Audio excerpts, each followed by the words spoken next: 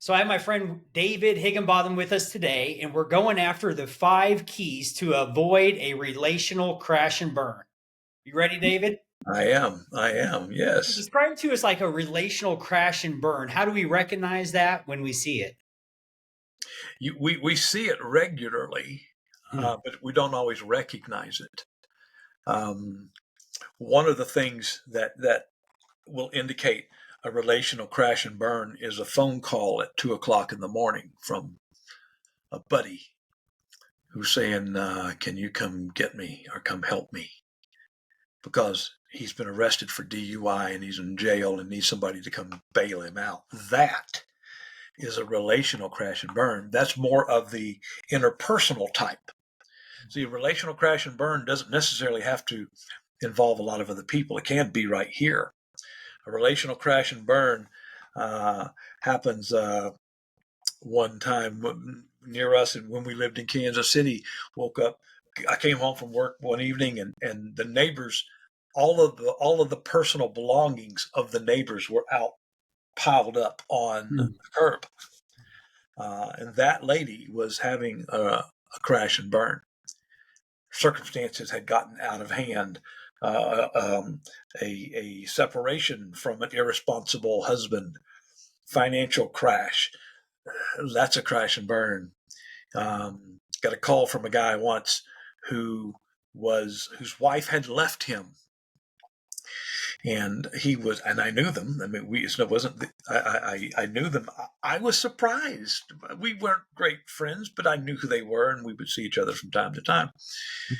And she had discovered that he had been engaging with internet porn for a long time, and she said, "I'm out of here." She grabbed the kids and she left. That is a relational crash and burn.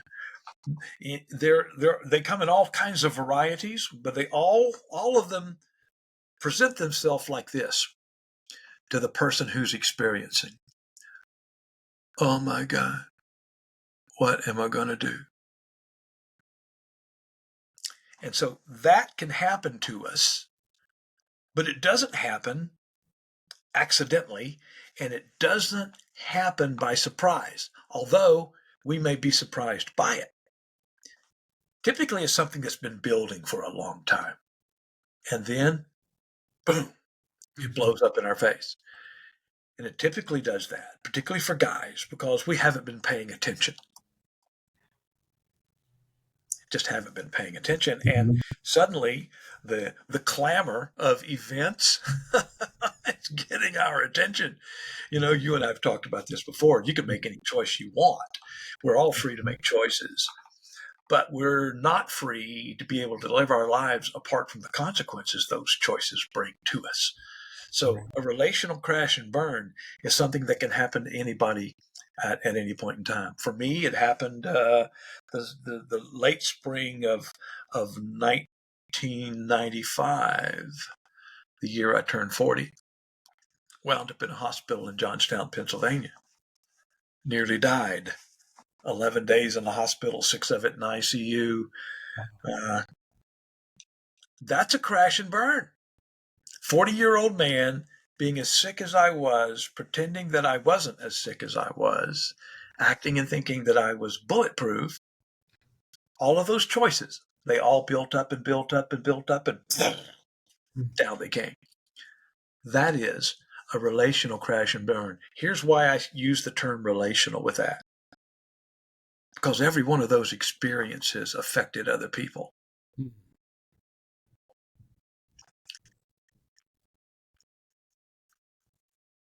Sorry. It still evokes pain in me. Not guilt, not guilt, but pain from the fact that I almost orphaned my children and widowed my wife because of the foolishness of the mindset that I had. That I was all of this in a bag of chips and that I was bulletproof and it would all work out okay.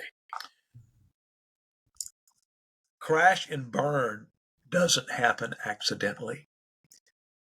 It primarily comes about because of neglect. and an unwillingness to see things as they truly are. So there's a happy topic to talk about. Yeah, I mean, Isn't this fun? yeah. I mean, I'm thinking the quality of, I wonder what you think about this. I heard before that the quality of one's life will be determined greatly by the quality of the relationships. Oh, absolutely. Yeah, I think it resonates with me as well. So I think it feels heavy because it is heavy, and yet you and we were jokingly before I hit record today. I said, Yeah. "Well, we should have just recorded the conversation we had and blown out my face and did one of the voice changes." So I mean, this is one of those things where this is an ongoing conversation that you and I have had for Yes. quite some time, and yet even just being transparent, I find myself in a different place today where it's like I look for what's my point. My point is that for the person listening to this, I just want to encourage you that no matter where you are or where you aren't relationally, I'm a man on the journey. And if I had a life hack, it would be this: the older gentleman that comes into my life that I can learn from, not that they're perfect and they're a guru or they have it all figured out, but Right. the older man generally has some life experiences, time on task over time. They usually have that factor going on. Yeah. And so one of the reasons I'm having this conversation with you guys and David today is because he's my go-to when it comes to challenges with my in the relationship with my wife and my Yep. children. I find it challenging to go to the mutual friend Chris that we have. Chris Yeah. is a little closer to my age group, where David's my go-to. So my point is that I'm excited for you to share, David, because this is a conversation that's been ongoing between you and I. The most challenging conversation that I have, because you step all over my toes and tell me what I need to hear versus what I want to hear. Yeah. So thank you for your willingness. And if it Yeah. feels heavy, it's probably because it is. It's important. It is. It's critical. Yeah.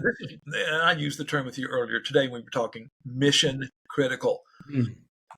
This is one of those mission critical issues, because if you're living apart from an engagement with this issue in your life, it's simply a matter of time. It comes to us all. It's simply a matter of time. Let me mention the 5 things, because I want to touch on those, but not go into real detail about them. I want to point toward them, and then I'll wrap it up with talking about how it is that we start engaging with real change. The first thing is the first one of the keys. The first key is embracing a lifestyle of humility. A lifestyle of humility. Now, humility is one of those things. I was doing some research on this and trying to get some specific definitions other than just my own, because I wanted to give a broader perspective than just my own limited perspective on this thing, because it's so important. There are 5 characteristics of a humble person, and I got this from a Canadian Living website, which has got some pretty good stuff in there. 5 characteristics of a humble person. Number 1 is self-awareness. That's good. Number 2, they seek advice. Seek advice. They ask questions. Number 3, they admit their mistakes. Sound familiar? 100%. Yeah, they admit their mistakes. Number 4, they have a precise knowledge of a variety of subjects. They are widely read. They widely listen. They are engaging out there. And that puts them in a place where they come into contact with people who know things. And that's a great thing to have. And then they are great listeners. And I found that really interesting. A person who has a high HQ, okay, humility quotient, they're high in humility. They like to listen to other people, because one of the reasons is they recognize the benefit and the value of others. So that's an important thing, I think. So humility, if you are not embracing a lifestyle of humility, if humility is not a part of your own awareness, if recognizing the value that others bring to the discussion is really important, I'm not the guy who's got the answer all the time. I'm not the guy who needs to be talking all the time. Maybe I need to listen to what they have to say. And the stronger we can become in humility, recognizing the value of others, recognizing the contributions that others make, not requiring that I be first, recognizing my own limitations and limited abilities. That's a really important factor. If you're going to be involved in relationships that are healthy and contributing to relationships that are healthy, humility really needs to be a part of the process. So that's something to consider. The second thing is, I call it the essential skill of conflict resolution or management. Managing conflict, managing struggles and difficulties, bringing resolution to conflict. There's a skill involved there. You have to learn how to make important things important and less important things less important. There's a variety of skills. It's even one of those biblical phrases, in which the scripture says, "As much as is possible with you, be at peace with all men, be at peace with all people." And so, learning how to bring resolution to conflict in the lives of others, helping other people work out their differences, learning how to work out your differences with other people, it's a really important skill to have, because if we don't learn how to do that, we'll be carrying bits and pieces of that with us along the way. Does that make sense, Chris? It does. I love that you use the word skill, because when I think of skills, skills are developed. Yes. It's not like talent where somebody's just born great at conflict management or resolution. A Right. skill, I'm encouraged, because a skill can be Yes, developed. it is. It is something that you can learn to do. Well, I'm just this way. Well, how long do you want to be that way? Yeah.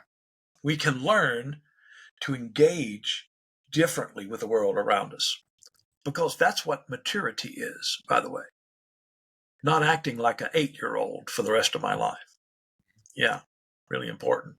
So, number 2 is the skill of conflict resolution and management. So, if you're growing and developing in your understanding of conflict resolution and development, how do I learn how to get along with people? How do I learn to keep my mouth shut and not say anything? Or how do I quietly say, "Can we have a conversation?" If you're not developing that skill for resolving conflicts between you and your children, you and your husband, you and your wife, you and your sister, you and your brother, the neighbor next door, if those conflicts are always stirring and growing, you're on your way to a crash and burn. I guarantee that. Eventually, it will come. Number 3, this is one that's a bit challenging to me, to most of us, I think, and that is developing a servanthood mindset. Developing a servanthood mindset, recognizing that others are valuable, and that my primary role here is not about me, me, me, me, me. My primary role here in life is to help others. It's easier for me to see that with my children. I'm here to help my kids. I'm here to help my wife. And then I've got other family, okay? I'm here to help some friends. But that other guy over there, I don't know so much about that. So here's one of the things, and this shows up really in business. If the boss doesn't have a servanthood mentality, the people that work for him are not going to feel valued. And they will be looking for a better opportunity that comes along. One of the biggest expenses in business, and you know this to be true, is the cost of replacing employees that decided to take their talents elsewhere. And oftentimes those people decide to take their talents elsewhere because they don't feel like their talents are appreciated and that they are valued right where they are. And that is oftentimes because the manager or the CEO or whoever the boss is, and sometimes that thing typically trickles down. And so several people in the line of command are people who have no sense of a servanthood mentality. I'm not here to serve you. I'm here to keep you from wasting your time and our money. Get this job done. Okay, rather than, Chris, what is it that I can do that would help you be more efficient in the job that you're doing? Do you have all the tools that you need? Do you have the supplies that you need? Is there something that's gumming up the gears, that's keeping us from getting this done? How can I help you be more efficient and more effective in your job? That's a servanthood mentality. When the boss shows up on Monday morning and is asking the question, how can I help these people feel valued? How can I help them feel energized? How can I help them feel like they can be productive today? What can we do to help all of us be more productive today, including me? That's a company that's going to be going places in terms of their personnel connections. Does that make sense? It does. So, servanthood. What would you define, like, or give me your help me understand servanthood? It Yeah. sounds like obviously it's about others. Well, servanthood would be the opposite of self-centeredness. Okay, Self-centeredness is focused on who? just myself. Me. So Yeah. I'm the boss. And if I'm self-centered, I'm primarily concerned with how good I look and what my boss thinks of me and meeting the quota or whatever. But everything that I'm about is ultimately comes back to me. A servanthood mindset is going to be the boss who everything that comes back to what's helping my people. Mm. Now, I know that if I'm able to help my people, that's going to help me too. But my primary focus isn't on me. It's on helping my people be blessed, efficient, effective, helping them be where they are going to feel, man, I'm really glad I'm here at this job. It also works in families. I come home at the end of the day, plop myself down in my chair, prop up my feet, grab my newspaper or the clicker and watch the news. And my wife is running around with 2 or 3 kids and she's scrambling to put a meal together or whatever. This will step on some toes. That's a self-centered expression. That's not a servanthood expression. I'm here to serve as opposed to I'm here to reign. Mm. And if you embrace a self-centered mindset as opposed to a servanthood mindset, you are asking for a crash and burn in your relationships. Nobody wants to be thought of as somebody's arm dressing. Nobody wants to be thought of as, well, I'm just a cog in his wheel. It's a painful thing for a wife to look at her husband and to say, it's all about him. Mm. A husband to look at a wife and say, it's all about her. It's challenging, but it's very real. And so it's an opposite expression than self-centeredness. A servanthood mentality recognizes the value of people.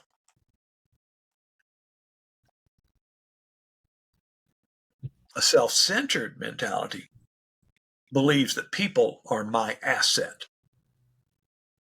People are here for me, not I'm here for them. And there's several other things that lead into that. But the difference primarily is a self-centered mentality focuses on me. A servanthood mentality focuses on others. Mm. How can I help and bless and benefit others? No matter what position that you're in. Number 4. Now, this one is something you'll be more connected with, Chris, or this is an image that will make a lot of sense to you. And that is be developing a marathon mindset. A marathon mindset. And by the way, let me give you what I mean by mindset. A mindset is your mental framework for interpreting and reacting to the world around you. It's a set of beliefs or attitudes that shape how you perceive and respond to situations. It's in here. And if you do not have that marathon mentality or that marathon mindset, you will get to the place where you're just ready to give up. Because, my goodness, it's hard. I didn't know this was hard. I thought marriage was wonderful like it shows on Hallmark. I mean, wow, this is really tough. I know Jesus said we got to forgive those people. But did he really mean we really got to forgive? I mean, Chris, life is tough sometimes. And it's even more tough if I don't expect it to be tough. It's the marathon mindset, the marathon mentality helps me to recognize, yes, it's been a tough week. Yes, it's been a tough week, but there's next week coming, and there's next week coming, and I will not give up. That is a mental thing. And if you're involved in a relationship of any type, at some point, you're going to find yourself disillusioned and hurt. We're dealing with other human beings. The expectations that we tend to bring into those relationships are challenging, oftentimes unsaid, oftentimes unrealistic. Well, why can't you just do this for me? It is going to be painful. It is painful, and it's wonderful. It's not all painful, and it's not all wonderful. A marathon mentality is going to get you through the tough times. Let me say that again. A marathon mentality is going to get you through the tough times. And there are going to be tough times.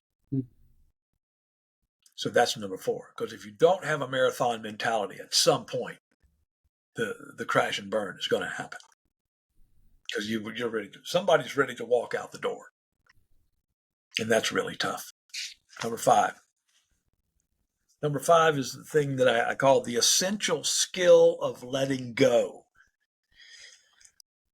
One of the most important things we can learn how to do in our lives regarding relationships with other people is we can learn how to let go of the offenses that are going to come. They just simply are. Yeah, but he said this. I know. I get it. I do. Mm-hmm. How long do you want to hang on to that? Well, let it go. Let it go. Well, she did. I can't believe she did this. Well, I can't believe that either. That is pretty hard to believe. But how long do you want to hang on to this? I'll never forget it. Okay. Pardon me while I step back a few feet because you've just committed yourself to a crash and burn relationally. I'll never forget that. Understand, please, that when you make that type of declaration and that type of attitude, that type of determination, you're inviting the consequences of unforgiveness and ultimately the consequences of bitterness to come be a part of your life and every other interaction that you have with every other person that you will ever meet going forward. Is that really what you want? Mm-hmm. I don't think so. It's what I want right now. But that's not marathon mentality. See, that's not recognizing. I could be chapped about this for a few hours or a day or two, but I've got to let this go. But what if they never say they're sorry? Well, how long do you want to hold on to this? I mean, how many of the consequences of unforgiveness and bitterness and disruption in your lives, and how much of that do you want to be a part of your life? Make the call. I mean, seriously, it's your choice. Right. But the consequences are going to be there. So the essential, listen, friends,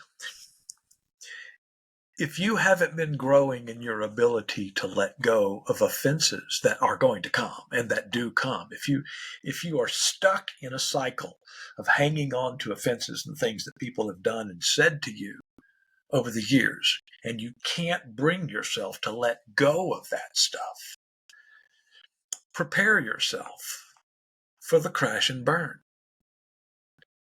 It's coming at some point. Maybe not today, maybe not tomorrow. Generally, it comes at an inopportune time.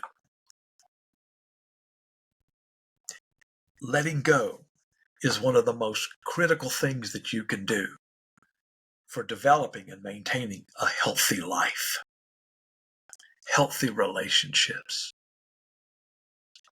healthy body. See, these are 5 keys. I've had a lot of friends that I know that have had crash and burns. I've had it myself.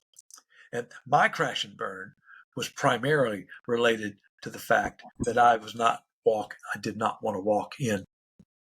I didn't want to walk in humility. I couldn't admit that I wasn't all of that in a bag of cheese. I couldn't. I couldn't admit that I didn't know everything. I couldn't admit that I was the guy who stood up front and was supposed to have a clue. I was so wrapped, my insecurity, the depth of my insecurity was so deep that I had to wrap it with stuff, accomplishment, and or blather. And the crash and burn brought me face to face with the reality that I'd been climbing a ladder that was leaning against the wrong wall. I've been pursuing things that were just absolutely useless when you're lying in a hospital bed and you're not sure you're going to go home. Mm.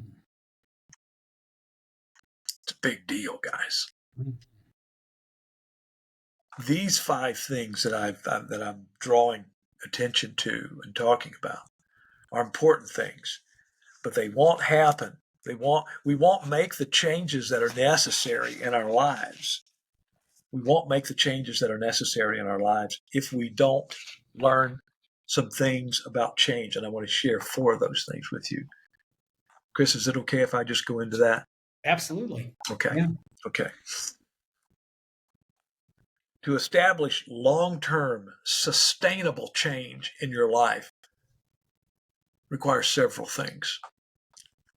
And all of them require several things of me. And the first one is, and I was talking with Chris about this earlier, awareness is one of it's a really important skill to develop. How to become aware of the fact that you've got stuff in your life that needs to be dealt with. Here's a great one. If you are regularly having arguments with your spouse about a particular thing or another, there's something going on. Chris, you mentioned one earlier from one of your guests who was talking about on a scale of 1 to 10, if you're typically responding at a rate about an issue at a number higher than 5. Remember that you were talking about? Yeah, the intensity scale. Yeah. The intensity scale. If you're immediately going to 7, 8, and 9 in intensity when an issue comes up, there's a problem. Right. Well, I've always been that way. Yeah. And you've always had the problem. Mm. And it's a problem to other people. When my voice gets loud, well, okay, now there are things that happen to us that evoke significant emotion, absolutely. But I'm talking about in an ongoing way. Yeah, Bob, he's always yelling and waving his arms, and he is mad at the drop of a hat. Well, there's a problem. But most people live unaware that the way that I treat other people and how I act and these things are an expression of an issue that's deep in here. Mm-hmm. Awareness is one of those things, is the thing that helps us come to the point of saying, oh my goodness, there's a problem here. It's not okay that I yell and scream at my kids all the time. There's a problem here. It's not okay that anytime the thought of my mother-in-law coming to stay with us comes up, I get agitated and upset. They'll go, wait, there's a pattern there There's a problem there. Awareness is this thing that helps me to understand something's wrong. I may not have great clarity about it, but there's something wrong.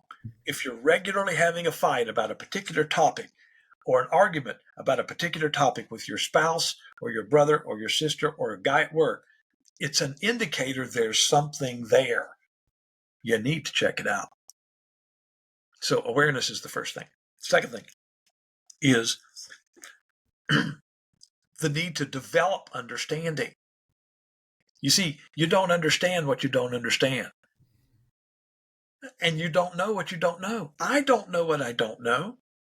I don't understand what I don't understand. I need to seek understanding and start asking some questions. I mean, what does this mean?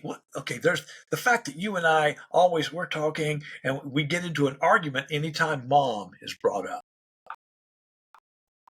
Okay, why? Why does that happen? What is at the root of that? See, understanding seeks an answer to the question, what does this mean? What is at the root? Where does this come from? And the seeking of understanding is an important part of this journey toward change. If you don't have awareness that there's an issue in your life, you're not going to be seeking understanding about that issue to try to understand, where did this come from? What is that question? Those questions, maybe I need to talk to somebody. Maybe I need to call my buddy Chris and say, have you got some time we can talk about something? See, understanding begins to pull back the onion skin, sort of begins to pull back the layers to say, okay, what's going on down here that's leading to this type of interaction with my sister? Understanding who's affected, what can be done, is there something that I can do? What is it related to? Questions that help to open up the box and allow me to see more clearly. The third thing is embracing. Embracing. I used the phrase when I was talking to Chris earlier, immersion. It's like, embracing is like, yes, it's about me grabbing a hold of it. Immersion is about me jumping into the deep end of the pool. It's an expression of this attitude. I'm all in. I'm all in. There's an issue. I'm developing some understanding. I realize, hey, I've got to deal with this, or it's always going to be this way. I'm starting to deal with this. I'm all in. I'm going to engage. That's the next step. I'm going to engage with this. Not just talk about being all in. I'm going to actually be all in. I'm going to make the call and talk to my buddy. I'm going to make a list of things that are really inconvenient that I see about myself. I'm going to investigate. I'm going to talk to someone, get some input. I'm going after this thing. Because, see, that is what it takes to engage in a journey of healing and restoration in our lives. It doesn't happen because we want to. I want to be better. Well, good. That's good. Better for what? Better from what? What's the issue? Well, I don't know. I just want to be better. Okay. Well, how aware are you about this issue in your life? Oh, no, that's not me. That's my sister. That problem is her. Guys, listen to this. You're pretty much going to be where you are 10 years from now as where you are now. Where you are now, where you're going to be 5 years from now, pretty much going to be the same. Where you are 3 years from now, from where you are now, pretty much going to be the same, unless you set a different directional choice in your life. You make a different directional choice. You set a course that says, I'm moving into a greater degree of wholeness. I'm moving into a greater degree of blessing. I'm moving into a greater degree of freedom in my life. How are you going to do that? I don't know. but I'm going there. You see, it's my experience that someone who is deeply committed to engaging with an issue and understanding that issue and beginning to take steps that are going to take me from this direction to that direction, so that in a year from now, I'll have an opportunity to be pretty significantly different than I am. And in 2 years, pretty significantly than I am. And in 3 years, I'll be looking 4 years. And by the time I get to 5 years, I'm looking back and I can't even see and remember how I was then, because change has been happening and developing and is sustainable in my life. Now, you don't do this by yourself, just so you'll know. You do this by engaging with friends and people who care for you and love you, who will ask you the inconvenient question, who will learn how to encourage you. Well, I don't have anybody like that. Well, because you haven't been looking, frankly, because you've been happy to be where you are. And I know that because I lived that way for decades. I was happy to be where I was. It wasn't too bad. And Chris and I were talking about this earlier. When the pain gets to the point that you can't stand that anymore, and you've got to have another experience, another life, that's when you'll start making change. And that's true. I'm just pointing you in a direction that says, if you discover an issue, don't stop there. Seek understanding. Seek understanding. Look for the opportunity for embracing. Make a choice. Yes, I'm going to deal with. There's conflict between me and my wife that's been there for a long time. I need to find out what that is. That journey can be made, although it's not simple and easy. It can be made, and you can do it starting with that choice in your heart and beginning to move in the right direction. And then seek out some friends, a friend. Maybe it's a sister. Maybe it's a brother. Maybe it's a friend that you know. Maybe it's Chris Ward. Reach out to Chris Ward. He'll walk you through everything. You've got to have somebody who's on your side cheering for you. Does that make sense, Chris? Yeah, it does. This is so good, David. I mean, it's just yeah. The whole timing in life could be super interesting. And this is what you're coming to Kansas City on January 16th, Right. 2025. We're meeting at our buddy Chris Pena's place, which is Life Quest Church. Yes. And you're going to be sharing on this very topic. Is that right? Yes, going to be sharing in more with some slightly different nuances than what we've done here. But what I shared here is pretty much going to be digging deep on a couple of these. Okay. And I'm working on an ebook that we're planning to have available, hopefully at that time. But the goal is to be able to point people in a direction that can lead to a restored life. Because ultimately, that's where we want to be. Mm-hmm. We want to be living a restored life, a life that is not broken, a life that is not infirmed, a life that is not on the edge of a crash and burn.